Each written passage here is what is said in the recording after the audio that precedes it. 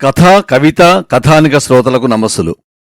ఈరోజు మనం శ్రీమతి శ్రీదేవి విన్నకోట గారు రచించిన బావతో నేను నా ప్రేమ అనే కథను విందాం. సృష్టిలో రక్త సంబంధాలలో మన ఇంట్లో వాళ్ల తర్వాత మిన్నగా ఉండేది బావా మరదళ్ల బంధమే. బావా మరదళ్ళు అంటే చిన్నప్పటినుంచి ఒకరిపై ఒకరికి ప్రేమ దాగి ఉంటుంది. అలవిమాలిన అనుబంధం, హక్కులు కూడా ఉంటాయి. అల్లర్లు, ఆట పట్టించడాలు, చిలిపి తగువులు, ప్రేమ అన్నీ సమపాళ్లల్లో ఉంటాయి. వీటన్నిటితో పాటు తాము ఒకరికోసం ఒకరు, ఇద్దరూ ఒక్కటే అనే భావన కూడా ఉంటుంది. రెండు కుటుంబాలకు వారధిలాంటి వాళ్లే ఈ బావా మరదళ్ళు. అలా గొడవపడుతూ అల్లరి చేసే ఓ చిలిపి బావ మరదళ్ల కథే ఈ బావా మరదళ్ల కథ. మరి కథలోకి ప్రవేశిద్దామా? బావతో నేను నా ప్రేమ కథ రచన శ్రీమతి శ్రీదేవి విన్నకోట.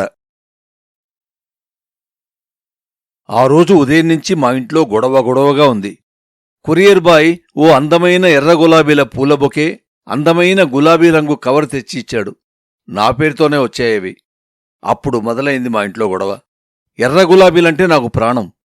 ఎవరు పంపించారు అని ఆలోచిస్తూనే కవరు విప్పి పింక్ కలర్లో గులాబీ రేకులా సున్నితంగా ఉన్న ఉత్తరం విప్పి చదివాను. ఎలా ఉన్నావు నీలి బంగారం? ఎన్ని రోజులైందో నిన్ను చూసి. నీ పెద్ద పెద్ద కళ్ళు, నీ పొడవైన జుట్టు, వందనమైన నీ మాట తీరు, ఎప్పుడూ నీ మొహం మీద చెరగని చిరునవ్వు, ఇవి చూసేగా నేను నీ ఒలలో పడిపోయాను. ఏంటోరా, ఈ మధ్య అస్తమానం నువ్వే తెగ గుర్తొస్తున్నావు. నిన్ను చూడాలనిపిస్తుంది నీలు. మనం ఎప్పుడు కలుద్దాం చెప్పు, అప్పుడే వచ్చి నీ ముందు వాలిపోతాను. ఇంతకు నేను నీకు గుర్తున్నానా? నేను మాత్రం నిన్ను అస్సలు మర్చిపోలేదు. చిన్నప్పుడు నేను నీతో కలిసి నా ఊహల్లో ఆడిన ఆటలు, చిలిపి కబుర్లు, ఇవి కూడా నా ఊహల్లోనే సుమా. ఇంకేంటి నీలు బంగారం విశేషాలు? సరేలే, నువ్వు ఏమి చెప్పినా నాకు వినపడదుగా. నేనే వచ్చి నిన్ను కలుస్తాను. నా కళ్ళారా నిన్ను చూడాలి, నా మనసారా నీతో మాట్లాడాలి. చిన్నప్పటి నా ఊహలు, ఊసులు, కలలు, కబుర్లు అన్నీ నీతో పంచుకోవాలి. మరి త్వరలోనే మనం ఇద్దరం కలుద్దాం. కలిసి మనసు విప్పి మాట్లాడుకుందాం. మాట్లాడుకున్నాక ఆపై ఏం చేయాలో ఆ తర్వాత ఆలోచిద్దాం. సరేనా బంగారం? ప్రస్తుతానికి నిన్నే తలుచుకుంటూ నీ ఊహల్లోనే తేలిపోతూ ఉంటాను. బాయ్ నీలు డార్లింగ్. నీ మీద చచ్చేంత ప్రేమతో నీ మను. ఈ ఉత్తరం చూడగానే నా కళ్ళు ఒక్కసారి బయలుగమ్మాయి. నాన్న నా వంక కొట్టినట్టే చూస్తున్నారు. అమ్మేమో కొట్టడానికి సిద్ధంగా ఉంది. అన్నయ్య కళ్లలో ప్రశ్నార్థకమైన చూపు. అలాంటిదేమైనా ఉంటే చెప్పే చెల్లాయ్ అని. తమ్ముడైతే నా దగ్గరగా వచ్చి అమ్మ నన్ను ఎక్కడ కొట్టేస్తుందో అన్నట్టుగా నాకు అమ్మకి మధ్య నుంచున్నాడు. మర్యాదగా చెప్పు నీలు, ఉత్తరం రాసినవాడు ఎవడు? అతనెవరో నీకు తెలియకుండానే నీకు ఉత్తరం రాస్తాడా? అతనెవరో నీకు తెలియకపోతే నీకిష్టమైన ఎర్రగులాబీలు ఎలా పంపిస్తాడు నీకు? పిచ్చి వేషాలు వెయ్యొద్దు. ఇప్పటి వరకు మేము నీ మీద చాలా నమ్మకం పెట్టుకున్నాం అంటూ అమ్మ తిట్లదండకం అందుకుంది. ఇంతలో నాన్నమ్మ రంగప్రవేశం చేసింది. ఏంటే గొడవా అంటూ మా అమ్మమ్మను గదివింది. నాకు నాన్నమ్మ దగ్గర చనువు ఎక్కువ. నాన్నమ్మను చూడగానే నా కళ్లకు ఆనకట్ట తెగింది. నాన్నమ్మ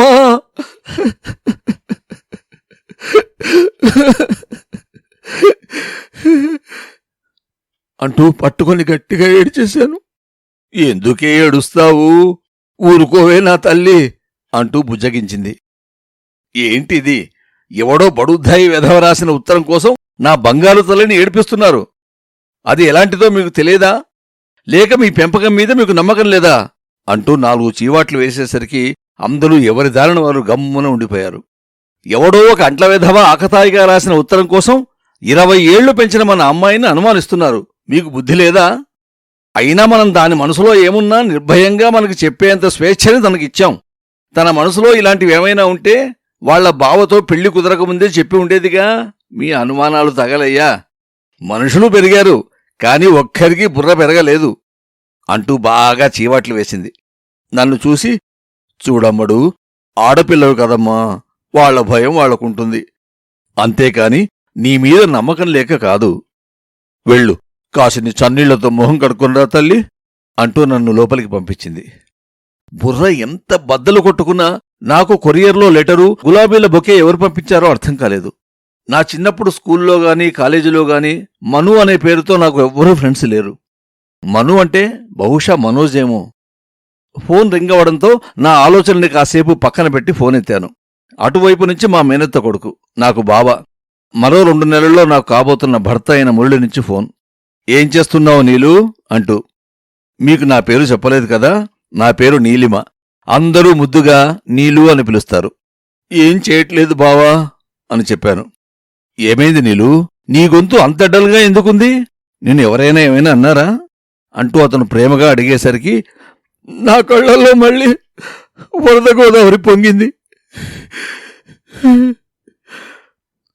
ఉదయం నుంచి జరిగిందంతా చెప్పేశాను.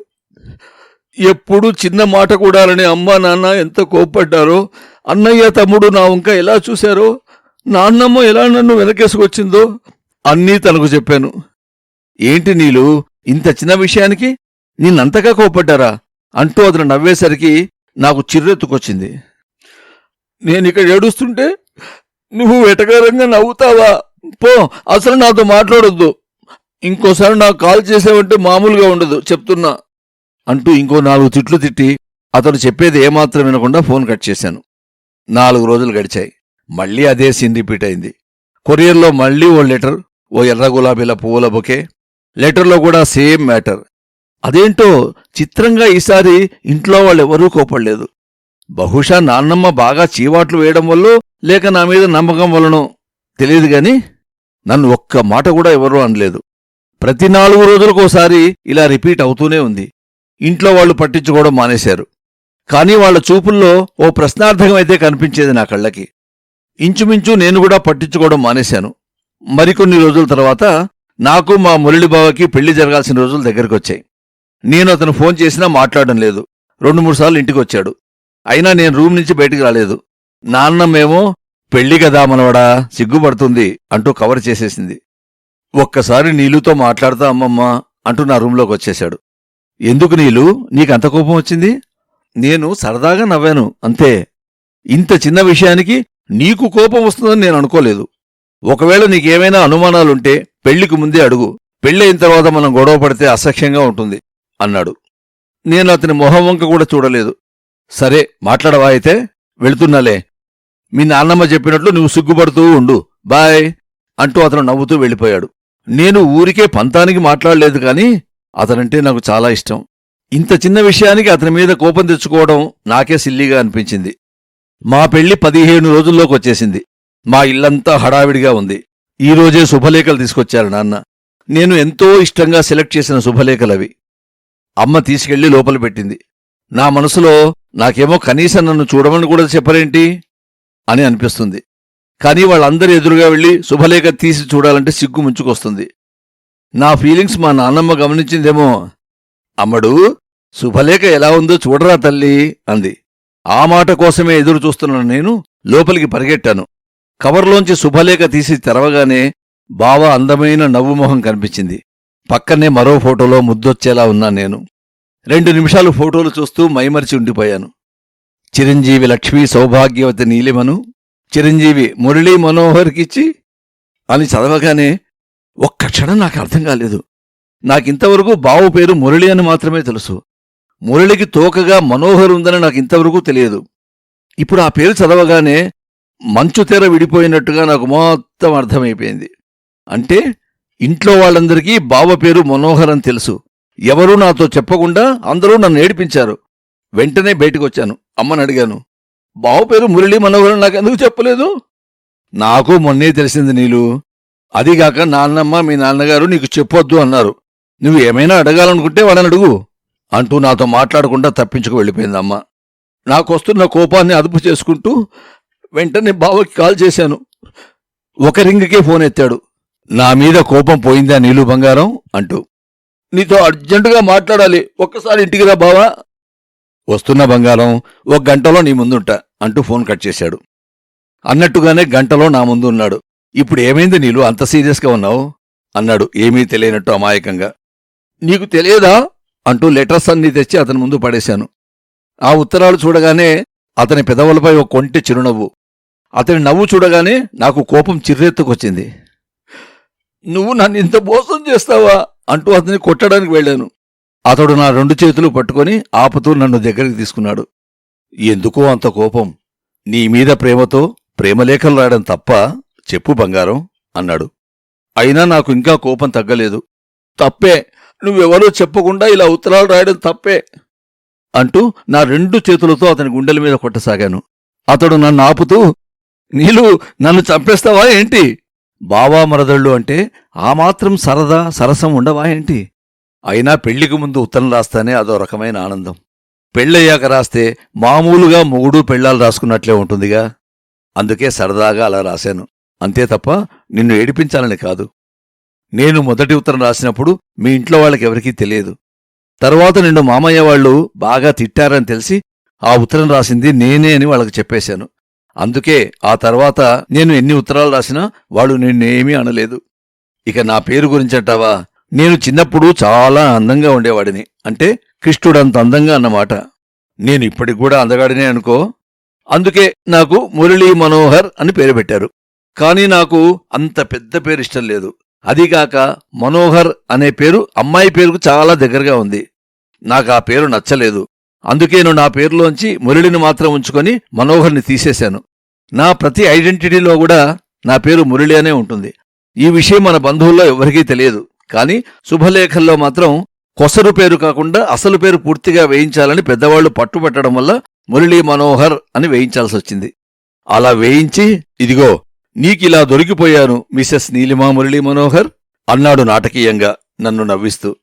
అతడికి నాపై ఉన్న ప్రేమ, ఆ నవ్వు మొహం చూస్తూ నేనింక అతనిపై కోపంగా ఉండలేకపోయాను. సరే బావా, నాదో షరతు అన్నాను సీరియస్గా. మళ్ళీ ఏమైంది అన్నాడు. నేను ఈరోజు నుంచి నేను నిన్ను మను అనే పిలుస్తాను అన్నాను. అప్పటి వరకు నవ్వుతూ ఉన్న అతని ముఖం మాడిపోయిన పెసరట్టులా అయిపోయింది. ఏంటి, జీవితాంతం నాకిష్టం లేని పేరుతో పిలుస్తావా రాక్షసి అంటూ మరి మాటలు రాక అలాగే స్తబ్దుగా ఉండిపోయాడు. నా పెదవుల మీద విజయగర్వంతో కూడిన నవ్వు వికసించింది. మరి నన్ను అమాయకురాలను చేసి ఆడుకుంటావా? నీకు బాగా అయిందిలే అంటూ అతడి మాడిపోయిన ముఖం చూసి మనసారా నవ్వుకున్నాను. బావా మరదళ్ళ సరసాలతో సాగిన బావతో నేను నా ప్రేమ అనే కథ విన్నారు గదా. ఈ కథను విన్న శ్రోతలందరికీ ధన్యవాదములతో నమస్సులు. పఠనం మీ అంబాళం పార్థసారథి.